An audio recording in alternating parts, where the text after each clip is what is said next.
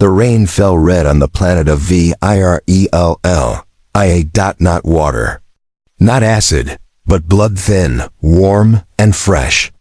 It slid down the sharp crystal towers and pooled on the white stone streets.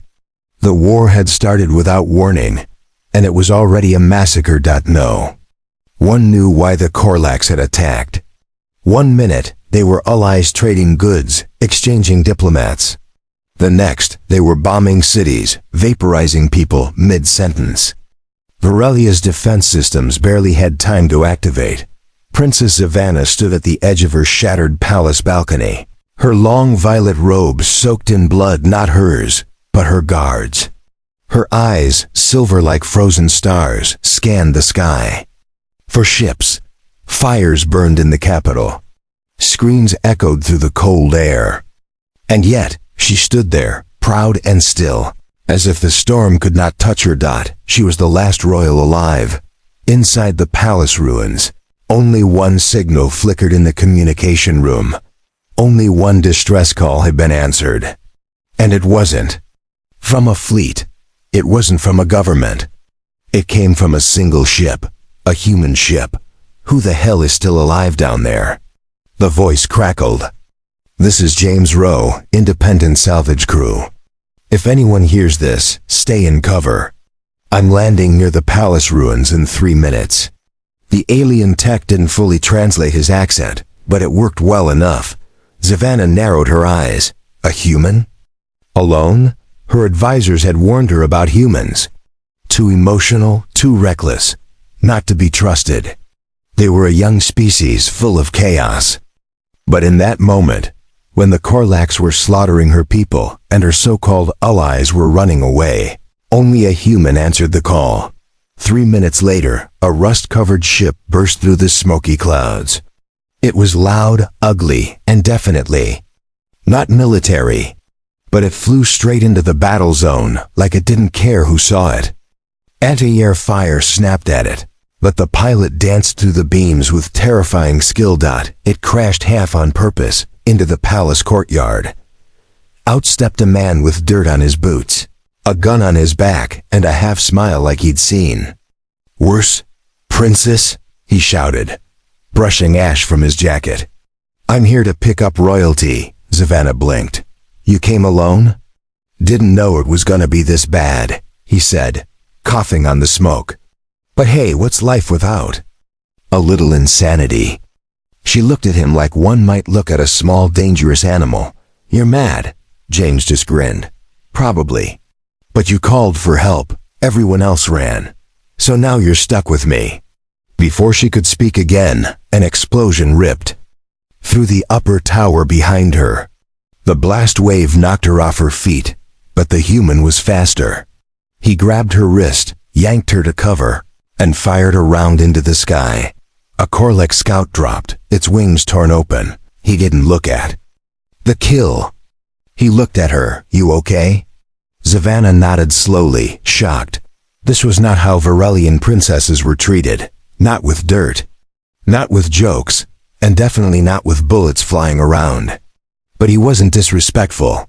He was real. They ran together through broken hallways and blood-streaked floors. Past bodies of her own people, and worse, those who had surrendered. The Korlaks took no prisoners. Their faces were twisted with some kind of rage, like this wasn't just war, it was revenge. As they reached the hangar tunnel, James paused. Why'd they attack? He asked, loading another round into his weapon. I don't know, she said quietly. We offered peace, we always did. Well, he said, looking over his shoulder, someone clearly didn't get the memo. The ground trembled.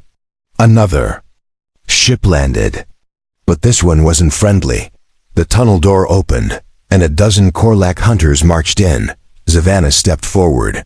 You will not pass, she said in her native tongue, her voice full of cold fury. The Korlaks laughed. James sighed. Guess talking's done. And then, the crazy human did something Savannah never expected. He stepped in front of her. 1 man against 12, no armor. Just a pulse rifle and that stupid grin. Come on then, he said, aiming. Let's see what you've got. And in that moment, surrounded by enemies, blood in her hair, Zavanna felt something she hadn't in days. Hope. Not because of politics. Not because of her royal name, but because one insane human didn't run when everyone else did. He stood his ground. And fired. Asterisk, the pulse rifle howled with blue fire, lighting up the tunnel like a flash storm. James fired without fear, aiming sharp and fast. The first Korlak dropped with a scream, chest armor melted through. The second reached for a blade, but didn't get the chance. The rest hesitated. No one expected a human, especially not one alone, to fight this hard. This fast. Stay behind me. James shouted over the sound of gunfire. Princess Zavanna didn't argue.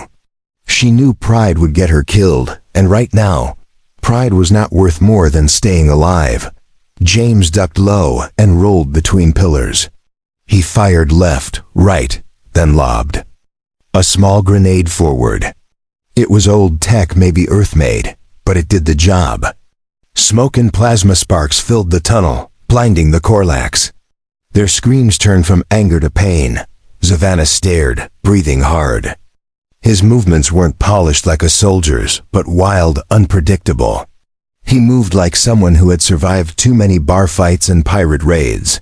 Someone who made it through not by luck, but by doing the unthinkable.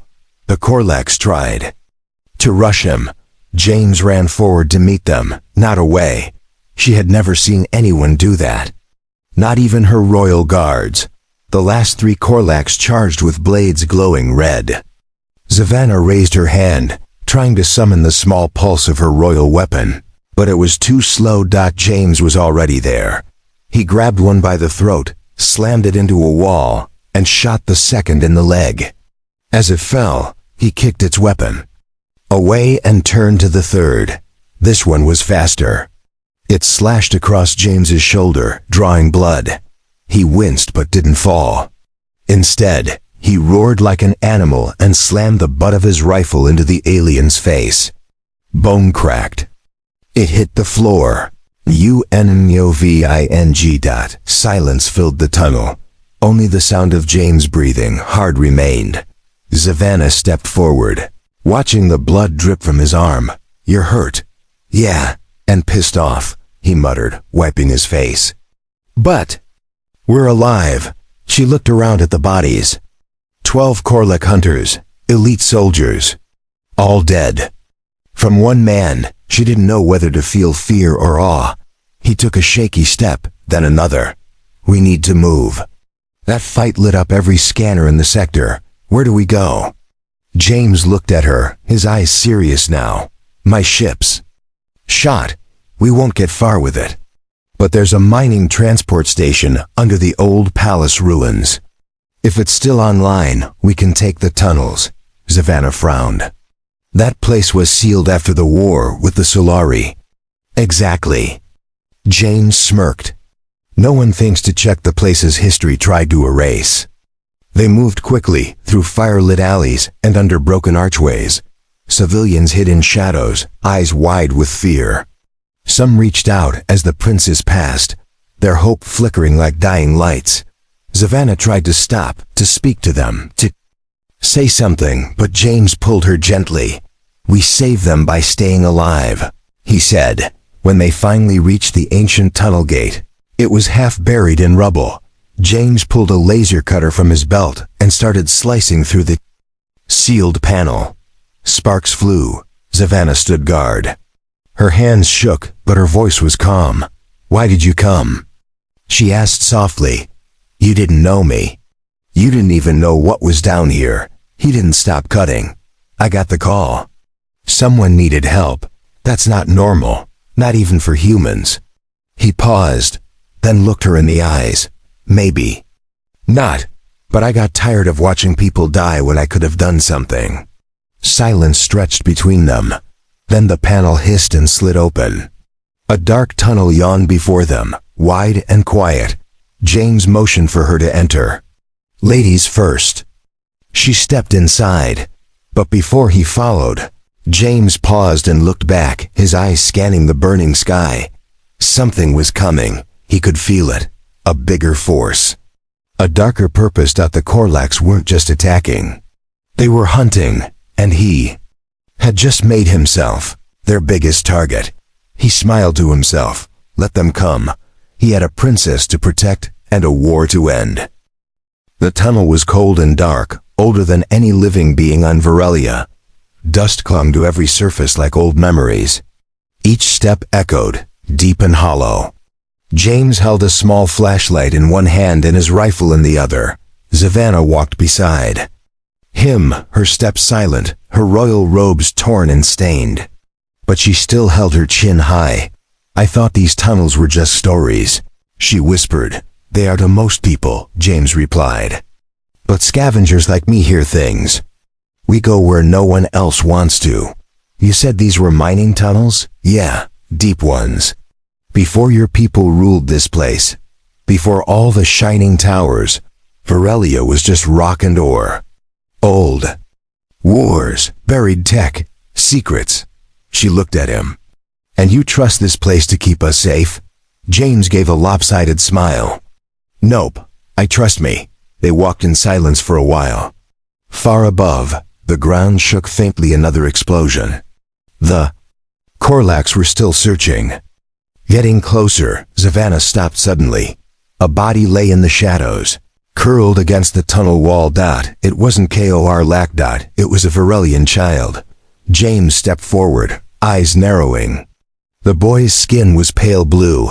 His fingers curled around a broken device.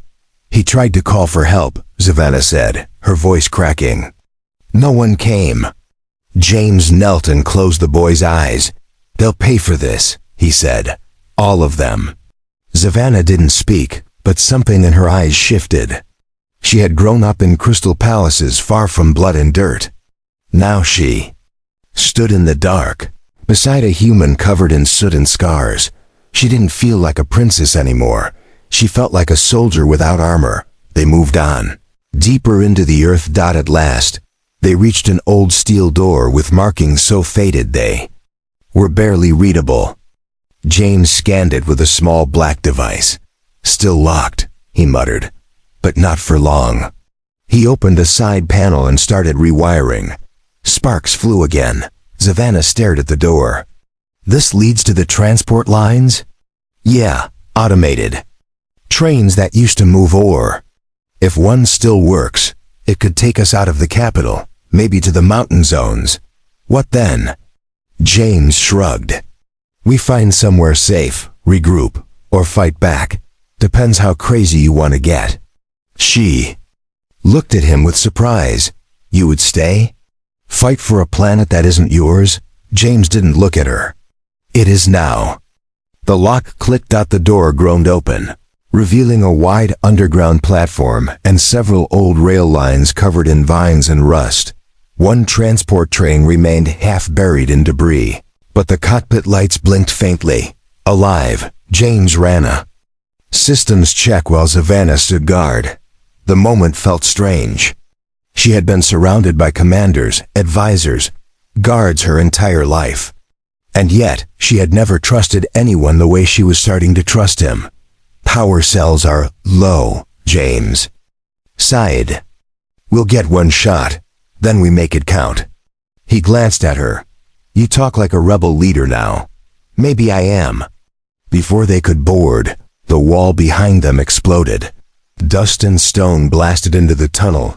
James grabbed Savannah and pushed her behind the train. Figures stepped through the smoke. More Korlaks, bigger, armored, not hunters.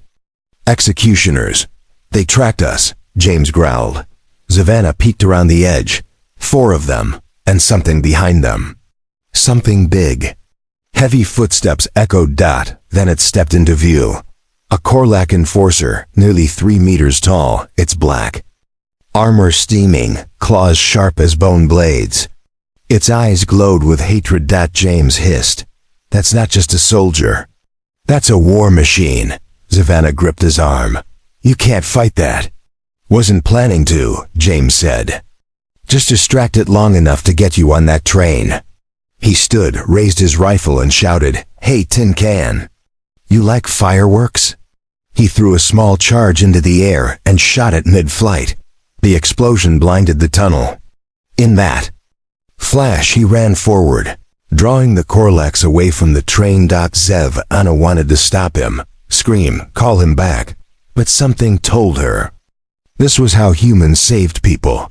They didn't run from monsters. They ran at them. And made the universe blink in disbelief.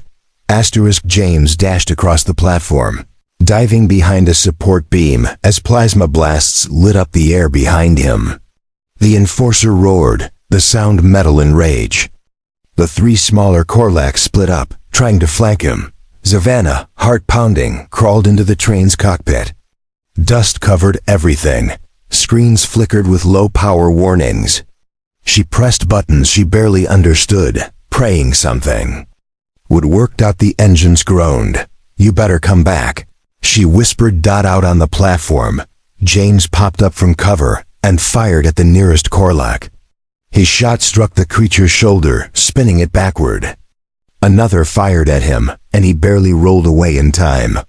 He was fast, but his movements were slowing. The wound on his arm from earlier had reopened, and blood now soaked through his shirt. He cursed and ducked behind a crate. The Enforcer charged forward with terrifying speed. Too fast, too strong. James knew he couldn't fight it head on. He had to outsmart it. He glanced up. Above the Enforcer, a rusted pipe hung over the platform, part of the old mining system. He reached into his belt and pulled out a sticky charge, slapped it onto a small drone, and tossed it into the air. The Enforcer looked up for one fatal second. James triggered the charge. The pipe dropped like a hammer, crashing into the Enforcer's back. It didn't kill it, but it slowed the monster down. That was all James needed. He sprinted toward the train. Zevana saw him coming and reached out, yelling his name. A Korlak raised its blaster. She didn't think. She didn't wait. She picked up James's dropped sidearm and fired. The shot hit the alien in the neck. It screamed and dropped. James jumped through the train door, slamming it shut behind him. "Did you just shoot that thing?" he gasped, falling against the wall. "I didn't know if it would work," she said, staring at the weapon in her hand. James gave a bloody smile. "Remind me never to get on your bad side." The train shook. The Enforcer had reached them. It slammed its claws against the train car, denting the metal. "We have to go," Zevana shouted. James crawled into the co-pilot seat, slapping wires together and forcing power into the core. The control screen blinked green. "Come on, girl," he muttered. "One last ride." The engine roared. The train jerked forward. Outside, the Enforcer leaped and clung to the back car. James looked at Zevana. "He's not letting go." "I'll handle it," she said quietly. "What?" "No." But before he could stop her, she picked up the rifle and climbed through the narrow maintenance hatch to the rear car. Wind howled around her. The train sped through the tunnel, lights flashing past. Behind her, the Enforcer was ripping into the last car, crawling toward her like a nightmare. She raised the rifle. Her hands shook. The Enforcer's eyes met hers. A royal bloodline. A hunted prize. He lunged. She fired 3 times. The first shot missed. The second hit armor. The third hit its eye. The Enforcer roared, blinded, clawing the air. Zevana hit the emergency release. The last car detached. She fell back into the hatch as the monster was pulled away into the dark, screaming as it vanished down the track. James pulled her back into the cockpit. "You're insane," he said. She looked at him, breathless. "So are you." They sat there for a moment, side by side, blood and dust covering them both. But they were alive. The train sped forward, deeper into the mountain lines. For the first time, Zevana allowed herself to believe escape might be possible. But far behind them, the Enforcer wasn't dead. And the Korlaks had just issued a new order. Kill the human. Bring the princess back alive. At any cost. Asterisk. The train finally slowed as it reached the end of the line. It screeched into a massive cavern, long abandoned and quiet as death. Vines hung from broken beams. Faded mining tools and half-covered machines lay scattered across the wide stone. Floor. James climbed out first, gun raised, checking for movement. Nothing but shadows and silence. Savannah followed, her legs unsteady from the constant running. The tunnel's cool air touched her bruised skin. She looked up at the high ceiling. Crystals glowed faintly overhead, casting a soft, eerie light. "Where are we?" she asked. "Old control hub," James answered, walking ahead slowly. "This place powered half the mining ops during the Solari War. Should be a backup station somewhere." He stopped at a broken console and pulled off the cover. Savannah sat on a nearby crate and watched him work. "You fight like you've done this before," she said. James didn't look up. "I have." "For whom?" He hesitated, then said quietly, "No one, just people who needed help, like you." Savannah tilted her head. "Why? What do you get out of it?" He looked up at her. His eyes, tired and scarred, didn't shine with pride but pain. "Once, I didn't help. Someone died. A lot of people did. Since then, I can't sit back and do nothing." Savannah's lips parted slightly. She saw something in him she hadn't expected. Not just courage, regret, and it made him dangerous in a way no soldier could match. She stood and walked to him. "Then help me send a message. I'm not giving up my planet." James nodded. "Let's find that transmitter." They explored deeper into the hub. Old lights flickered. Somewhere far away, a strange humming echoed through the walls. When they entered the control center, they froze. A figure stood inside, staring at them. It wasn't Korlak. It was an old Varelian, an engineer. Judging by his uniform, eyes wide, beard tangled. "You're alive?" Savannah said, shocked. He dropped to one knee. "Your Highness, I thought you were dead." "I nearly was," she said. "How long have you been down here?" "Since the first wave. I sealed myself inside. No one ever came." The Korlaks controlled the surface. James stepped forward. "Can the long-range still send a burst signal?" The engineer blinked at him. "You're human." James gave a tired smile. "Yeah, crazy one apparently." The engineer stared, then nodded. "The signal tower in the north shaft might still be operational. It runs on its own reactor. If we boost the feed, we can get a message off-world." Savannah placed a hand on the old man's shoulder. "Do it. Tell the galaxy what happened here. Tell them Varelia still stands." He bowed. "Yes, Princess." As he got to work, James pulled Savannah aside. "This will paint a big target on your back," he warned. "I'm already the target." "No," James said. "They didn't want to kill you before. Now they will." Savannah looked him in the eyes. "Then stay with me. Help me finish this." James didn't reply immediately. He stared at her face, not with attraction, but something stronger, respect, and maybe a little fear. Because this woman wasn't just royalty, she was becoming something else. A symbol. Before either of them could speak again, the engineer called out, "Signal is live." Savannah stood tall in front of the old camera. "This is Princess Savannah of Varelia," she said firmly. "The Korlaks have broken all peace. They attack without mercy. They slaughter civilians and destroy cities. I will not bow. I will not run. To anyone listening, Varelia is not finished." The message sent. The room went quiet. And then sirens began to wail. James looked up sharply. "That's motion detection." The old man trembled. "They found us." The Korlaks were coming, but this time they weren't just sending hunters. They were sending something worse. The princess had spoken. Now the galaxy was watching, and the Korlaks were coming to silence her forever. The ground trembled beneath their feet.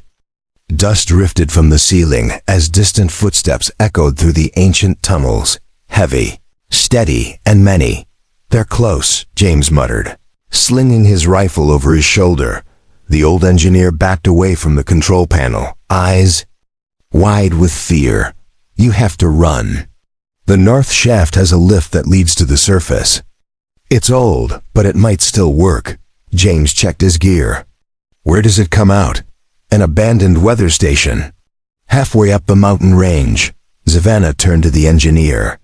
You did well, thank you. I only survived. He said, You gave us hope. She reached for James's arm. We move now. Before they trap us. But it was too late. From the far end of the tunnel, the first Korlak burst through. James fired instantly, dropping the scout with a clean shot. Another followed, then two more.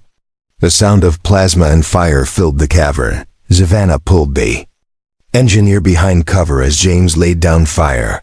They're trying to surround us. He yelled. Then we don't give them the chance, she said, eyes sharp. Together, they pushed toward the lift shaft, dodging beams, returning fire, heartbeats pounding like drums. James kicked open a steel door and they slipped into a maintenance tunnel lined with rusted piping and blinking red lights. But the sound of footsteps was everywhere now. They know these tunnels, James said, breathing hard. They're driving us toward a trap. Savannah looked back. Then we break it.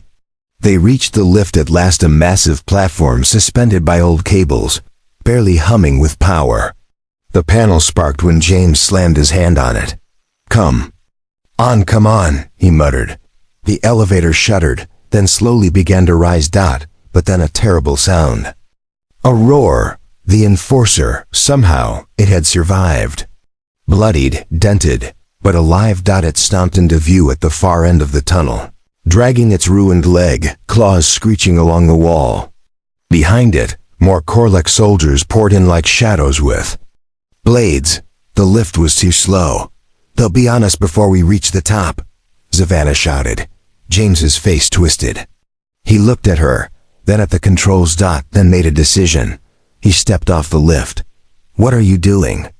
She cried. I'll hold them back. No, James, you can't. He looked at her with calm eyes. I can. You have to make it out. They'll kill every last Varelian if they get you. The lift kept rising. She reached for him. Don't do this. Don't you dare leave me behind. He gave a small, tired smile. I won't die for you, princess, but I'll fight for you. That's different. Then he turned and ran toward the incoming storm. Savannah screamed his name, her fists slamming against the elevator rails as it carried her higher, farther from him. Below, James faced them all alone again. He ducked behind an engine block, pulled 2 grenades from his belt, and activated a backup turret with his last power cell. Come on, you monsters, he muttered. I've got enough crazy for all of you.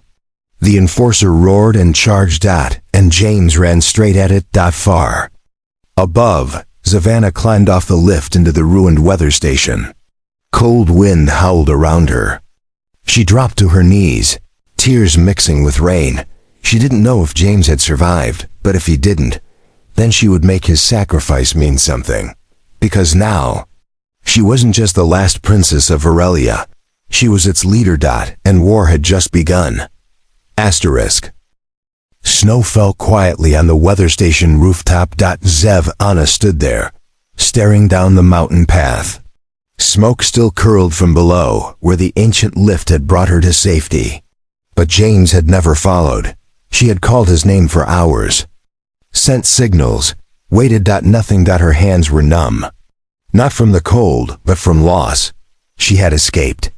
But she had left behind the one being who never turned away. Not when she was hunted. Not when she was alone. The crazy human who stood against an army, just for her. A small transmission beeped in her hand. A weak signal. Fuzzy, broken. She tapped it. Her heart stopped. Zev. Nah. The voice was cracked, rough, but it was his. She ran back to the station's control room, slapped the console, and boosted the signal. The screen blinked. A grainy image appeared. James, bloody, burned, smiling. Behind him, the Korlak base burned like the gates of a dying star. Guess what? He rasped. They followed me. Right into a trap. Her voice caught in her throat. You're alive. Barely, he chuckled. But yeah. Took out the enforcer. Used the explosives from the mining storage. Boom. He coughed hard. They're pulling back now. Probably regrouping. Where are you? She asked. I'll come get you. You won't find me yet, he said. Not while they're watching. But listen what you did, Savannah. The message you sent. It worked. She blinked. What do you mean? He leaned closer to the screen, eyes full of that reckless fire. Someone answered it. Suddenly, a new signal cut through the static. Multiple ships dropping from orbit. Human signatures. Varelian resistance groups. Allied species who had once ignored Varelia's pleas. Now, they were coming, because a princess refused to kneel. Because one human didn't run. Savannah looked to the sky and saw it for herself, ships streaking through the clouds. Fighters. Dropships. And more humans. They're here, she whispered. James smiled. Told you, all it takes is one voice that doesn't give up. The signal began to fade. I'll find you, she said, voice shaking. I swear, I'll find you. I know, he said, and when you do, you better bring cookies or something. I'm starving. The screen went dark. For a long moment, Savannah stood in silence. Then she turned toward the gathered rebels, those who had responded to her call. Civilians, veterans, humans, aliens, soldiers who no longer fought for orders, but for each other. She raised her voice. Varelia stands. We were broken, betrayed, abandoned, but not defeated. Not while we still breathe. Not while one soul still fights. The crowd stood in silence, listening. We are not royalty and rebels anymore. We are survivors, warriors, brothers and sisters. She looked to the skies where the new Allied fleet circled. And now we take back our home. Cheers erupted through the station, across the mountains. Through the ruins, hope bloomed like fire. And far below, buried in ash and stone, James Rowe leaned back against a smoking wall, his rifle across his lap, grinning through pain. He had seen war. He had seen loss, but he had never seen anyone like her. Princess, fighter, leader, and maybe just maybe a little crazy. Just like him.